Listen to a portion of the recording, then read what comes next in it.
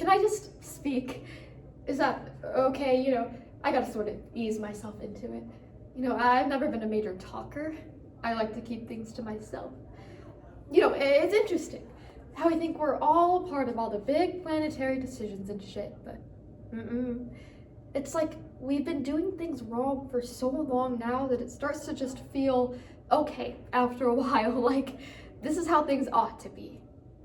There's a Greek word for that. I learned it in school. My teacher, he taught it to me. I can't quite remember what it was, but I know it had something to do with the world falling off its axis and spinning off in the wrong direction, and it was all the people's fault.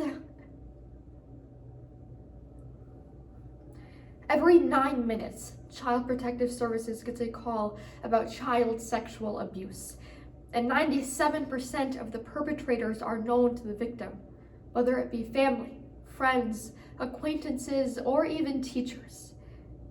Medea Redux by Neil LaBute. My teacher, he was real smart. He had 2 college degrees or something like that, but he still taught at a public school. I really admired that about him. I was in his first year, and it was great. He took us on these field trips. One time we went to Chicago. It's funny, my teacher, he hit on me on one of these trips and at the Maritime Center, and it scared the shit out of me at first because I didn't really know what he was doing. Okay, I did know what he was doing, but I was 13 at the time. You're not expecting that at that age. But I was at the observation tank, and that's where they keep all the sharks and stuff. I've always been real interested in sharks, and he says that we can stay and watch, and that will catch up with the others later. Well, I had my eye on this real big hammerhead right, and it just kept darting real close to the glass, and then all of a sudden I felt this weight up against me, and then it was my teacher, and he was pressed up against me, pushing me in, and that hammerhead just kept circling, and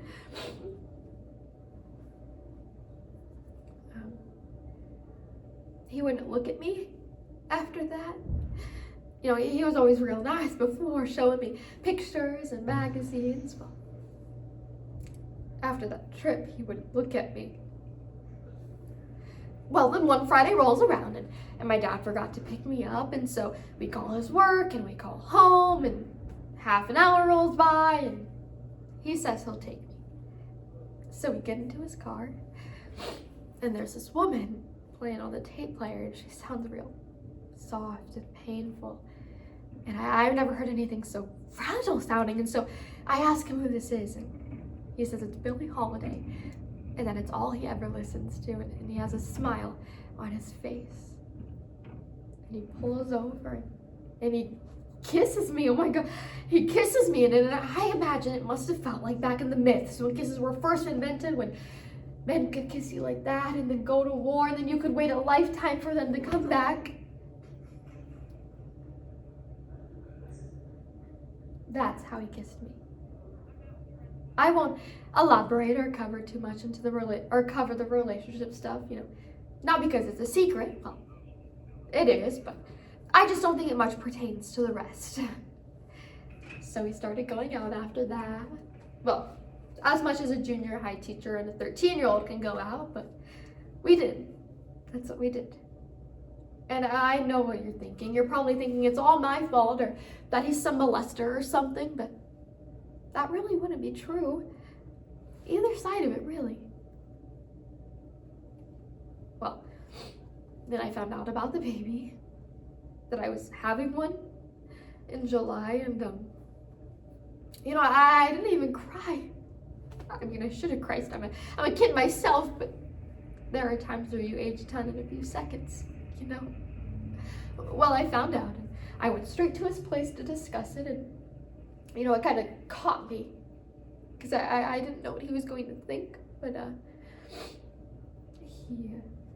he looked excited.